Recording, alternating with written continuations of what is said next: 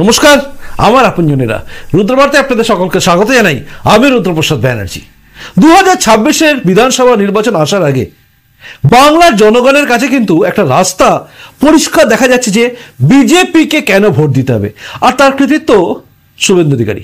কারণ শুভেন্দু অধিকারী যেভাবে সনাতনীদের বোঝাতে সমর্থ হচ্ছেন যে কেন ভোট দিতে হবে বিজেপিকে, আমাদের সামনে রাস্তায় বা কি আছে, সেটা কিন্তু আপনাকে নাড়িয়ে দেবে, আর নাড়িয়ে দেবে এই রাজ্যের ভোটারদেরও।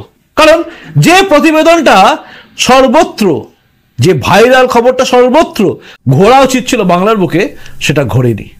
গত পরশু দিন থেকে আজ পর্যন্ত আমি দেখলাম না এটা কোনো ব্রেকিং নিউজ হলো।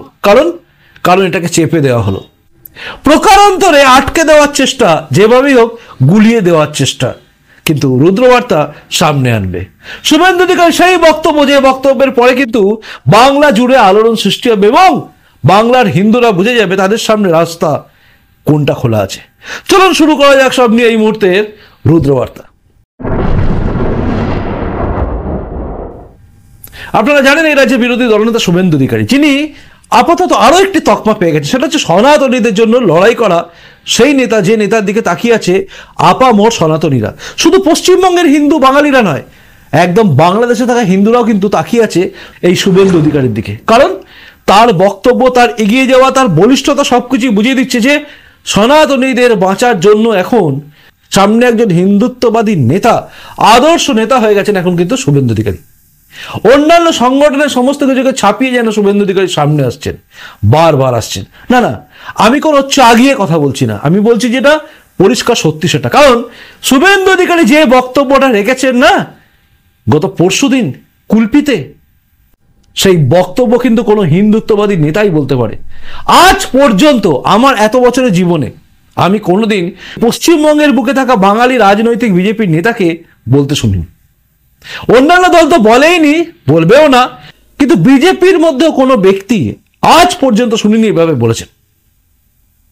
তাই সেই বক্তব্যটা সময় নষ্ট না করে আপনাকে শোনাচ্ছি, শুনুন। 47-এর 15ই আগস্টের পরে 51-র প্রথম সেন্সাসে 85%। আজকে আমরা বলি আমরা 70, আর ফিরহাদ হাকিম বলে আমরা 33, মানে আমরা এখানেও 85 থেকে নেমে 67-তে পৌঁছে গেছি। তাই আজকে যে লড়াই ওপার বাংলা করছে না, অস্তিত্ব রক্ষার লড়াই, টিকে থাকার লড়াই নয়। একইভাবে আমাদেরও আগামী দিনে এই যোগেন মন্ডলদের মতো কিছু বিশ্বাসঘাতক জালি হিন্দু, মমতা ব্যানার্জির মতো জালি হিন্দু, তারা আজকে যোগেন মন্ডলের ভূমিকা নিয়ে আমাদের অস্তিত্বকে বিপন্ন করতে চায়। আমরা ধর্মনিরপেক্ষ বলে একটা শব্দ চাষ করেছি, বিশেষ করে কান্তি গাঙ্গুলিরা এটাতে খুব স্বচ্ছন্দ ফিল করেন। সেকুলারিজম এটাও বলেন আমাদের রাজ্যের সরকার। কি বলেন? ধর্ম যার যার, উৎসব সবার। আর আজকে বিরোধী দলনেতা যিনি মমতা ব্যানার্জিকে হারিয়েছেন, তিনি বলেন ধর্ম যার যার, রক্ষা করার দায়িত্ব তার। ধর্ম যার যার, উৎসব সবার হয় না, করতে দেয় না। আজকে একটু আগে আমি একটা সোশ্যাল মিডিয়ায় পোস্ট করেছি, আমি প্রথমেই সকালে পেয়েছি 7টায়। সনাতনীরা ভরসা করতে শুরু করেছেন আমাদেরকে, প্রথমেই যা হন পাঠিয়ে দেন, পরে পরে আরো সবাই পায়। আমি একটু দেরি করে পোস্ট করেছি, দুটো ছবি দিয়েছি। ওপার বাংলার চট্টগ্রামে হাটহাজারীতে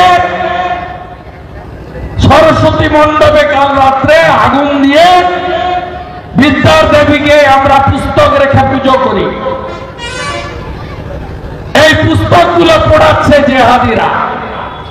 আর ঠিক এপার বাংলায় এই জেলারই বিষ্ণুপুরে মা সরস্বতীর শাড়িটা খুলে নিয়ে গিয়ে বিবস্ত্র করে মায়ের গোটা শরীরে কামড় আর আঁচড় দিয়েছে জেহাদিরা। এরপরেও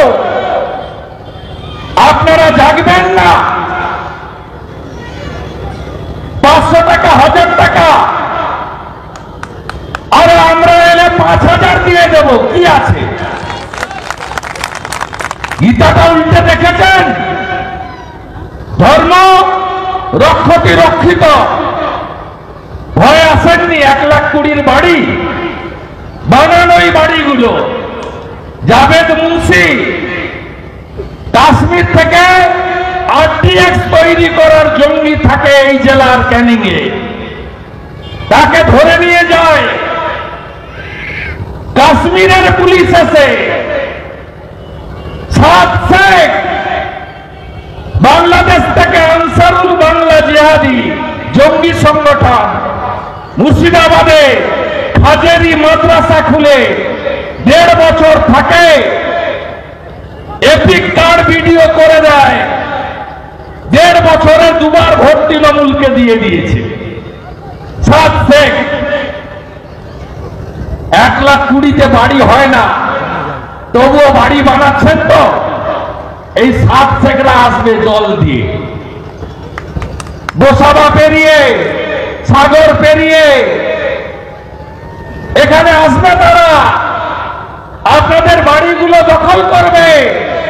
এই যে 2তলা বাড়ি, 3তলা বাড়ি এসব সাজাচ্ছেন না, এগুলো সব ওরা ভোগ করবে। আর আপনি কাঁদতে কাঁদতে এক কাপড়ে পালাবেন। আমার মা তদানীন্তন শ্রীমতী গায়ত্রী ভট্টাচার্য, আজকে শ্রীমতী গায়ত্রী অধিকারী, 1960 সালে বাবা শিক্ষক মাখনলাল ভট্টাচার্য, বরিশাল, 10 বিঘা জমি, শিবালয় মন্দির, পাকা বাড়ি, বর্ধিষ্ণু পরিবার, এক কাপড়ে শুধু হিন্দু হওয়ার জন্য বাংলাদেশ থেকে পালিয়ে এপারে এসে উনার পিতৃদেব চন্দননগরের জুট মিলে ম্যানেজারির কাজ করে তার ছেলে মেয়েদের মানুষ করে। শুনলেন, পরিষ্কার করে কিন্তু তিনি বোঝালেন যে আপনি বাড়ি তৈরি করছেন। যে কথাগুলো আমরা বারবার বলেছি বিভিন্ন সময়, রুদ্রবার্তায় দেখবেন আপনি বারংবার আমি বলেছি। দেখুন, আমার বলা আর শুভেন্দু অধিকারীর বলার মধ্যে আকাশ পাতাল তফাৎ। কারণ তিনি একজন বিরোধী দলনেতা, বিজেপির সে তাবড় নেতা, যার দিকে তাকিয়ে আছে বাংলার আপামর জনগণ যে এবার কি হবে। তৃণমূলও তাকিয়ে আছে শুভেন্দু অধিকারীর দিকে যে এবার কি পদক্ষেপ ফেলবে। সিপিএমও তাকিয়ে আছে যে তাদের ভাগ্যেও কিছু জুটবে ভোট। কারণ শুভেন্দু অধিকারী যেভাবে বলছেন তাতে আর তাদের ভাগ্যে জুটবে বলে মনে হচ্ছে না। এই যখন চিন্তা ভাবনা যাকে ঘিরে, সেই শুভেন্দু অধিকারী যখন বক্তব্য রাখছেন না, এই বক্তব্যগুলো আমি বলছি আপনাকে বিশ্বাস করুন, আমি দীর্ঘদিন ধরে রাজনীতির ময়দানে আছি। আর আপনারা মোটামুটি আমার যদি প্রোফাইল দেখেন, ফেসবুক প্রোফাইল দেখুন বা এই রুদ্রবার্তাও যদি দেখেন, দেখবেন সব জায়গায় একটাই পাবেন, সেটা হচ্ছে সবার আগে আমার কাছে দেশ এবং তারপরে অবশ্যই সনাতন ধর্ম, শেষে কোনো রাজনৈতিক ব্যাপার আসে এবং লাস্টে আসি আমি। তাই আমি আমার জীবনে দেখিনি শুভেন্দু অধিকারীর মতো কোনো বক্তব্য রাজনৈতিক নেতা দিচ্ছে। হ্যাঁ, হিন্দুত্ববাদী বহু নেতাকে আমি দেখেছি, তপন ঘোষ থেকে শুরু করে আরো তাবড় নেতাকে আমি দেখেছি, বিনয় কাটিয়ার থেকে শুরু করে প্রবীণ ভাই তোগরিয়া এবং অশোক সিংহলজি, এদের সকলের সঙ্গে আমার কথা হয়েছে এবং সকলের কথা আমি শুনেছি, ভাষণ শুনেছি, বক্তব্য শুনেছি। কিন্তু প্রত্যেকে হিন্দুত্ববাদী এক একজন নেতা, কেউ কিন্তু রাজনৈতিক নেতা নয়। কিন্তু শুভেন্দু অধিকারী কোথাও যেন রাজনৈতিক নেতা এবং কোথাও গিয়ে হিন্দুত্ববাদী নেতা হয়ে গেছেন। আর এই শুভেন্দু অধিকারী যে কথাগুলো বলছেন না, এই কথাগুলো 100% সত্যি আমার মনে হয়েছে। আপনার মনে নাও হতে পারে, কিন্তু তিনি ঠিক বলেছেন যে আপনি যে বাড়িগুলো করছেন সেই বাড়িগুলো টিকবে তো। কারণ তিনি তার মায়ের উদাহরণ দিয়েছেন। তার মা বরিশালের একজন কন্যা, সেখান থেকে তিনি পালিয়ে এসছেন। কেন চলে আসতে বাধ্য হয়েছে? ধর্ম বাঁচাতে এবং প্রাণ বাঁচাতে। পরিষ্কার করে তিনি বলছেন কিন্তু কিভাবে তার মায়ের বাবা মানে দাদু কিভাবে নিয়ে এসেছিল তাদেরকে, এবং কিভাবে একটা মিলে চাকরি করেছেন, সেখানে ম্যানেজারে কাজ করেছেন, সব তিনি বলেছেন, নিজের জীবন দিয়ে তিনি বলেছেন। আর এই রকম পূর্ব অভিজ্ঞতা এরকম প্রচুর লোক বাংলার বুকে আজও আছে, যারা ওপার বাংলা থেকে এই দেশে চলে এসেছেন এবং এই রাজ্যে বসবাস করছেন। বিভিন্ন জায়গায় ছড়িয়ে ছিটিয়ে থাকা বাংলাদেশ থেকে আসা মানুষ কিন্তু আজও আছেন, যারা সেদিনের সেই অতীতের স্মৃতি বহন করে বেড়াচ্ছেন, বা যারা বলে গেছেন তাদের পরবর্তী প্রজন্মকে যে আমরা এইভাবে চলে এসেছি। যারা বলেননি তাদের মতো কি বলবো অকৃতজ্ঞ কেউ নেই, কারণ কোন পরিস্থিতিতে কেন বেরিয়ে এসেছিলেন সেটা সবাইকে জানানো দরকার। আজকে এই রাজ্যে যারা সিপিএম এর নেতা আছে না, ম্যাক্সিমাম নেতাই এগুলো সব পাকা মাথা হয়ে গেছে, মানে আর কি বয়স্ক মাথা। তাদের ম্যাক্সিমাম লোকে কিন্তু ওপর বাংলা থেকে এসেছিল, কিন্তু এখানে এসে সেকুলারিজম দেখায়। বলেই না কিসের জন্য লাথি খেয়ে এখানে আসতে হয়েছিল, বলেই না। শুভেন্দু অধিকারী কিন্তু পরিষ্কার করে বুঝিয়েছেন এবং সত্যি কথা বলেছেন যে বাড়িগুলো আপনি তৈরি করছেন, স্বাদের বাড়ি, সেই বাড়িগুলো রক্ষা আপনি করতে পারবেন তো? এই প্রশ্নটা আসছে বারবার। আর এখানেই কিন্তু শুভেন্দু অধিকারীর সার্থকতা, কারণ তিনি নন্দীগ্রামে একইভাবে তিনি এই জনসভাতে বক্তব্য রেখে বলেছিলেন যে নন্দীগ্রামে তিনি কিভাবে হিন্দুদের একত্রিত করতে পেরেছিলেন। এগুলো কিন্তু একটা উদাহরণ, আর এই উদাহরণগুলো আপনি ভুলবেন না। আমাদের এই সংখ্যা তত্ত্বটা কিন্তু খুব দরকার শোনা, কারণ আপনি যদি বলেন এটা সাম্প্রদায়িক, তাহলে মনে রাখবেন হুমায়ুন কবির যেটা বলেছিল, যে কথাগুলো ছিল যে এখানে হিন্দু মাত্র 30%, গঙ্গা ভাগীরথীর জলে কেটে ভাসিয়ে দেবো, মনে আছে নিশ্চয়ই, ভোটের আগে বলেছিল। তো ভাগীরথীর জলে কেটে ভাসিয়ে দেওয়ার গল্প শোনানো বিধায়করাও টিকে থাকে, কারণ সে সত্যি কথা বলে। আর শুভেন্দু অধিকারী কিন্তু একই কথা বলছেন। এবার শুনুন শুভেন্দু অধিকারী কি বলছেন, গোটা হিন্দু সমাজকে তিনি আহ্বান কি করছেন। খুব ভালো করে শুনবেন, কারণ এই প্রতিবেদনটা আপনাকে সেভ করে রাখতেই হবে আপনাকে। শুনুন শুভেন্দু অধিকারী কি বলছেন। সব হিন্দু এখন মঠ মন্দির স্থাপন করুন, গীতা পাঠের অভ্যাস বিধান, তুলসী মঞ্চ স্থাপন করুন, বাড়িতে ধর্মীয় অনুষ্ঠান করুন, একাদশী পূর্ণিমা অমাবস্যা পালন করুন, কার্তিক মাস দামোদর মাস পালন করুন, ভাগবত কথাতে যোগদান করুন, নতুন প্রজন্মকে প্রকৃত সনাতনী এবং দেশপ্রেমিক হিসেবে গড়ে তুলুন। নইলে বাংলাদেশের 33 হয়ে গেছে, আমাদের এখানেও 85 নেমে গেছে 67-তে। আগামী দিন বড় ভয়ঙ্কর। এই রাজ্যের মন্ত্রী ফিরহাদ হাকিম 3টে মারাত্মক কথা বলেছেন। এক, দাওয়াতে ইসলাম, আহ্বান করেছেন সবাইকে তার ধর্ম গ্রহণ করার জন্য। ফিরহাদ হাকিম দ্বিতীয় কথা বলেছেন, আমি যে ভাষায় স্বচ্ছন্দ বোধ করি, উর্দু, 50% লোক বাংলার উর্দুতে কথা বলবেন, এটা আমি চাই, সেদিন আমি খুশি হব। ফিরহাদ হাকিম বলেছেন ভারতে 17, বাংলায় 33। আমরা জনসংখ্যা বাড়িয়ে মেজরিটিতে হব। মেজরিটি হলে কান্তি গাঙ্গুলিদের সেকুলারিজম শব্দ থাকবে না, বাবা সাহেব আম্বেদকরের সংবিধান থাকবে না, সারিয়া কানুন হবে, মুসলিম পার্সোনাল ল বোর্ডের আওতায় আপনারা আসবেন। ভাবুন, জাগুন, এত ভয় পেয়ে সিটিয়ে থাকবেন না। আমরা আছি, লড়াই হবে এবং কথা দিয়ে যাচ্ছি, এই দক্ষিণ 24 পরগনাতে ভয় মুক্ত পরিবেশ আমরা তৈরি করব। শুধু ভরসা রাখুন আমাদের উপরে, দেশের প্রধানমন্ত্রীর উপরে আর সন্ত সমাজের উপরে। সবাই ভালো থাকবেন। শুনলেন, তিনি কিন্তু একদম চাঁচা ছোলা ভাষায় পরিষ্কার করে ফিরহাদ হাকিম, যিনি মিনি পাকিস্তান একদিন বলেছেন, সেই ফিরহাদ হাকিমের কথা উল্লেখ করেছেন এবং তার সঙ্গে সঙ্গে যা যা বলেছিলেন ফিরহাদ হাকিম সবকটাই এনেছেন। যেমন হচ্ছে দাওয়াতে ইসলাম, মনে আছে নিশ্চয়ই তিনি কি বলেছিলেন, দুর্ভাগ্য তাদের যারা অন্য ধর্মে জন্মগ্রহণ করেছে, তাদেরকে দাওয়াতে ইসলাম দিন, মানে আমাদের ইসলামে নিয়ে আসুন। সরাসরি একজন মন্ত্রী বলছেন কি হিন্দুদেরকে ইসলামে করতে, কিন্তু মমতা বন্দ্যোপাধ্যায় চুপ, স্পিকটি নট। এটা দলের বক্তব্য নয়, আমরা তো সবাই জানি ওটা দলের বক্তব্য নয়, কিন্তু যে বলছে সে মন্ত্রী, সে বলছে হিন্দুদেরকে কনভার্ট করার জন্য, ইসলামে নিয়ে আসার জন্য। আর এটাই শুভেন্দু অধিকারী যদি বলে, রে করে বলবে সাম্প্রদায়িকতা, বা আমি যদি বলি পুলিশ এতক্ষণে ঠক ঠক ঠক ঠক ঠক থানা থেকে আসছি বলবে। তো আজকে আপনাদের জানতে হবে, আজকে আপনাদের বুঝতে হবে যে আমরা ঠিক কোন জায়গায় আছি, এবং এর উপায়ও তিনি বলে দিয়েছেন। কিন্তু ইউনাইটেড হতে হবে। এবং একটা কথা মনে রাখবেন, গণতন্ত্রে আমরা কিন্তু কাউকে আর পাথর ছুঁড়ে মারতে পারবো না।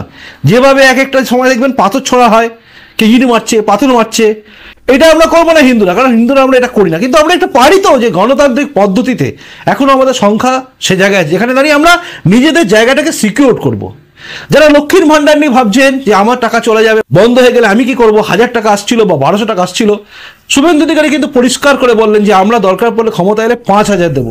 দেখুন 2500 টাকা করে দিল্লিতে ঘোষণা করা হয়েছে, মহারাষ্ট্র দেওয়া হচ্ছে, উড়িষ্যা দেওয়া হচ্ছে, মধ্যপ্রদেশে দেওয়া হচ্ছে, সব জায়গায় দেওয়া হয়। অর্থাৎ বিজেপি সরকারে এলে সেখানে আপনারা পাবেনই। তাই এটা ভাবার জায়গা নেই, কিন্তু জায়গা যেটা সেটা হচ্ছে আপনার বাড়িটা সিকিউর থাকবে তো। 1000 টাকা পেলেন, 1200 টাকা পেলেন, যাই পেলেন, সেই টাকা নিয়ে ঘর সংসার করে টিকতে পারবেন তো? এই প্রশ্নটা কিন্তু শুভেন্দু অধিকারী তুলে দিয়েছেন, আর এটাই কিন্তু ভাবার বিষয়। এবং তার জন্য তিনি শেষে বলেছেন একত্রিত হওয়ার জন্য, এবং একত্রিত হয়ে বিভিন্ন জায়গায় গীতা পাঠ, পূজা সমিতি করা বা যেগুলো করা তিনি বলেছেন, এগুলো তিনি ভালো বলেছেন। এবং তার সঙ্গে সঙ্গে আমার মনে হয় শারীরিক চর্চারও দরকার আছে। জানি না আমার কতটা বিরোধী দলনেতা কিভাবে নেবেন, কিন্তু আমার মনে হয় এর সঙ্গে এটাও যোগ করা দরকার আছে, শারীরিক চর্চারও দরকার আছে। কারণ ধর্ম রক্ষতি রক্ষতে, এই কথাটা আমি যদি বলি, রক্ষা করার জন্য আমাকে কিন্তু নিজেকে প্রস্তুত থাকতে হবে, শারীরিকভাবে সক্ষম হতে হবে, তাই না? যাই হোক, সবটা শুনলেন আপনি, এবার শোনার পর আপনার কি মনে হচ্ছে আপনি অবশ্যই জানাবেন, কারণ আপনার বক্তব্য বা আপনার কমেন্টস সেটা দেখার অপেক্ষা আমি থাকি। তো আপনারা কি ভাবছেন? শুভেন্দু অধিকারী একলা চিৎকার করে করে বলে যাচ্ছেন, হিন্দু সমাজকে একত্রিত করার কথা বলছেন, কার্তিক মহারাজ বলছেন, সবাই বলছেন, আমিও মাঝে মাঝে বলি, আপনারা কি একত্রিত হচ্ছেন? উত্তরটা দেবেন। মনে রাখবেন, বাঁটেঙ্গে তো কাটেঙ্গে, এক রহেঙ্গে তো সেফ রহেঙ্গে, এটাও একদিকে সত্যি, তাই না? জানাবেন, আপনার কমেন্টসের অপেক্ষা আমি রইলাম। প্রতিবেদনটা ভালো লাগলে শেয়ারও করবেন, মাত্র 100 জনকে, কারণ এই বাংলার বুকে এই টাইপের খবরকে শেয়ার করার কেউ নেই আপনি ছাড়া। কারণ আপনি রুদ্রবার্তা দেখছেন মানে আপনার কাছে সবার আগে দেশ, তারপরে সনাতন ধর্ম। তাই আপনি এই দায়িত্বটা অবশ্যই পালন করবেন আমি আশা করি। ভালো থাকুন, দেখা হচ্ছে পরের রুদ্রবার্তায়। এখনকার মতো আসি, নমস্কার, বন্দে মাতরম, ভারত মাতা জয় হোক, জয় হিন্দ।